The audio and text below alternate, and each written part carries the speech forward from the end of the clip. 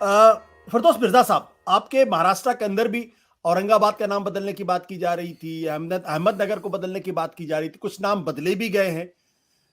क्या अब कम से कम थोड़ी सी हिचक सरकारों के अंदर होगी, थोड़ी सी नेताओं के अंदर हिचक होगी इस तरीके की बात कर रही हो कि सुप्रीम कोर्ट की जो टिप्पणी है बहुत गहरी टिप्पणी और बहुत तीखी टिप्पणी है। यानी अगर कोई आदमी नाम बदलने की बात कर रहा है या उसकी उसकी वकालत भी कर रहा है तो सुप्रीम कोर्ट की नजर में वो देश को उबल keeping the country on the boil, आप इस मसले को जिंदा रखना चाहते हैं। इसलिए जिंदा रखना चाहते हैं क्योंकि आप एक कम्युनिटी की तरफ इशारा कर रहे हैं, कम्युनिटी को आप स्टिग्मेटाइज कर रहे हैं। ये बहुत तीखी टिप्पणी, अगर आप हकीकत में जाएं तो भारतीय जनता पार्टी और आरएसएस की जो विचारधारा है उसके कोर पर एक तरीके से टिप्पणी है ये। अब समझ की बात है कि अगर ये आप क्रिटिसिज्म समझते हैं या कॉम्प्लीमेंट समझते हैं। इस एक लाइन को अगर छोड़ दिया जाए कि आप इसको बॉइलिंग रख रहे हैं, सुप्रीम कोर्ट की बाकी टिप्पणियों से एक पर्सनली एक इंडियन और लॉ नोइंग इंडियन होने की वजह से मैं खुश नहीं हूं। सुप्रीम कोर्ट को किसी भी रिलीजन की बात करने की जरूरत क्या है?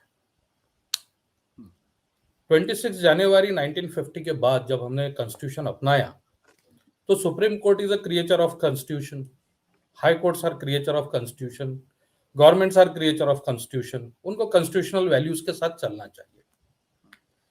कॉन्स्टिट्यूशन कहता है कि मैं सेकुलर हूं। आर्टिकल 13 कौन से लॉज रहेंगे, कौन से नहीं होंगे, कौन से कस्टम्स होंगे, ये डिफाइन करता है। और फिर आर्टिकल 51 ए जोड़ा गया है हर फंडामेंटल ड्यूटी के लिए कि सिटीजन्स की ड्यूटीज क्या होंगे।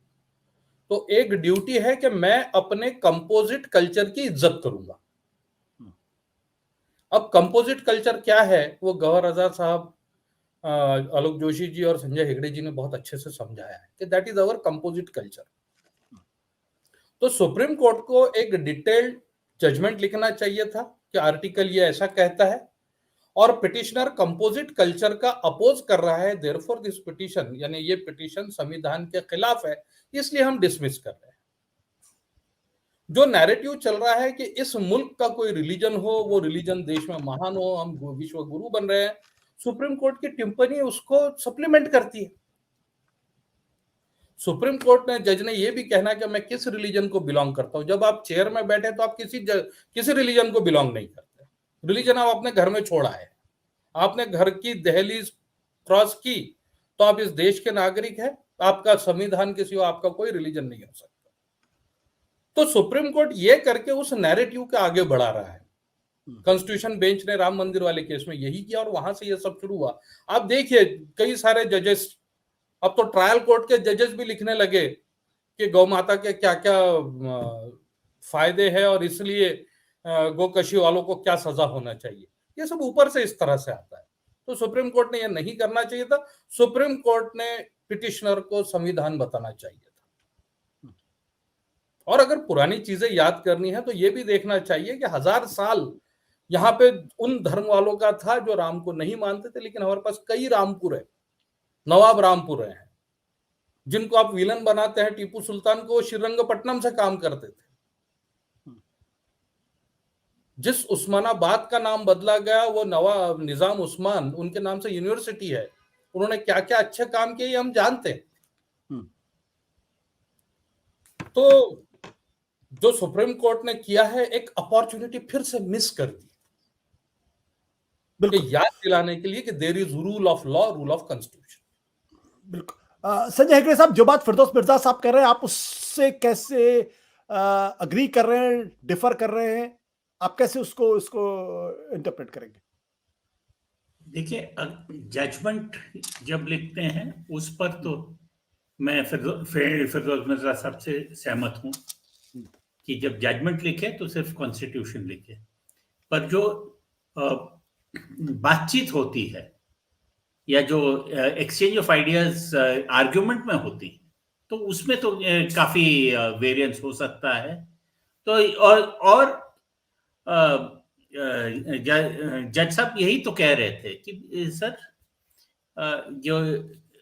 जो हिंदुइज्म हमने पढ़ा है, जो डॉक्टर राधाकृष्णन का जो हिंदू वे ऑफ लाइफ पढ़ा है, उसके चलते हुए हम यानी ये एक देश के बहुत सारे लोगों की एक परंपरा है, एक वे ऑफ लाइफ है। आप जो कर रहे हो वो भी तो एक इम्प्लिसिट था। आप जो कर रहे हो देश को उबाल पे रखने वाला, वो हिंदुइज्म नहीं है। तो जैसे हम वकीलों को भी एक लैटिट्यूड होता है आर्गुमेंट में, जजों को भी होता है। मैं अगर जज साहब इसे कोई जजमेंट में जब लिखे तब कॉन्स्टिट्यूशन से दूर चले जाए, वो सही नहीं। पर बातचीत में और आर्गुमेंट में तो सब कुछ जायज है। शायद फिरदौस मिर्जा साहब ये कहना चाहते हैं कि इस तरीके की टिप्पणियों का क्या मतलब है अगर आप उसको अपने जजमेंट का हिस्सा नहीं बनाते और उसको लागू नहीं करवा पाते। शायद वो ये फिरदौस मिर्जा साहब कह रहे हैं। हेगड़े साहब देखिए आज तो था, आज सोमवार है, सोमवार शुक्रवार को सिर्फ यही फैसला होता है कि क्या ये मैटर को आगे बढ़ना चाहिए, इसे एडमिट करना चाहिए, इस पे नोटिस होना चाहिए या नहीं। तो आज आज तो मैटर एडमिट ही नहीं किया था उन्होंने, और जब पिटिशन विड्रॉ करना चाहते थे तभी बोला था नहीं, वो भी नहीं, हम परमिट नहीं करेंगे, डिसमिस कर दिया था। तो फैसला उससे ज्यादा नहीं था कि इस मामले में हम इसे आगे नहीं बढ़ने देंगे।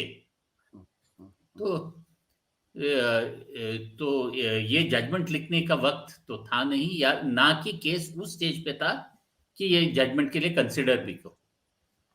सत्य हिंदी का ऐप डाउनलोड करें गूगल प्ले स्टोर पर।